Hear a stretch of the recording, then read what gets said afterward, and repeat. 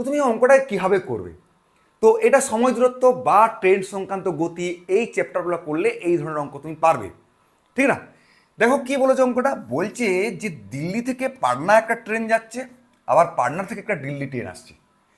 ধরলাম আমি এইখানটায় তারা মিলিত হয়েছে, মিলিত হওয়ার পর দিল্লি মানে পাটনাগামী ট্রেনটা সেটা তোমার 4 ঘন্টা 48 পর মানে 48 মিনিট পর পাটনাতে পৌঁছাচ্ছে। আবার পাটনা থেকে দিল্লিগামী ট্রেনটা সেটা 3 ঘন্টা 20 মিনিট পর মিলিত হচ্ছে। ওই যে বললাম, তোমরা যারা প্রিপারেশন নিয়েছো তোমরা জানো নিশ্চয়ই যে এখান থেকে আমি কি পেতে পারি। এই ধরনের অঙ্কে এখান থেকে আমি দুটো ট্রেনের গতিবেগের রেশিওটা পেয়ে যেতে পারি।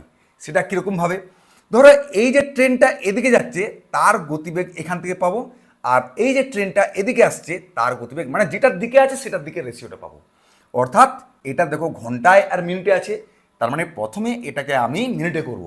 অর্থাৎ 3 × 18 180 আর 20 মানে 200 মিনিট। আর এদিকে 4 × 24 240 আর 48 288, ঠিক না? এবার তুমি দেখো একটু কাটাকাটি করলে পাচ্ছ, যদি 8-এ কেটে দিই 8×25 200 আর 8×36 তোমার 288। এরপরে কি করতে হয়, এগুলোর রুট নিয়ে নিতে হয়, যতটা কাটাকাটি যাবে কাটাকাটি করে রুট নিয়ে নেবে। তার মানে এটা হলো 5, এটা হলো 6। অর্থাৎ এইটা যদি আমি ভেলোসিটি করি তাহলে ভেলোসিটির অনুপাতটা হচ্ছে প্রথম ট্রেনটা অর্থাৎ দিল্লি থেকে পাটনা যাচ্ছে সেই ট্রেনটা যদি 5 হয়, পাটনা থেকে দিল্লি হলে 6, এইটা হচ্ছে তোমার অনুপাতটা পেয়ে গেলে।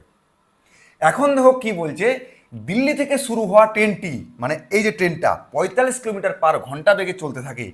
তার মানে এখানে 5 মানেই হচ্ছে 45 কিলোমিটার/ঘন্টা। তাহলে 1 মানে তুমি বুঝতে পারছো 9 কিলোমিটার/ঘন্টা হচ্ছে। তাহলে এদিকটা কত হবে, এদিকটাও 9 দিয়ে গুণ করে দাও, তাহলে 6 × 9 = 54। অর্থাৎ অপর ট্রেনটির গতিবেগ 54 কিলোমিটার/ঘন্টা। হয়ে গেল কত সহজে।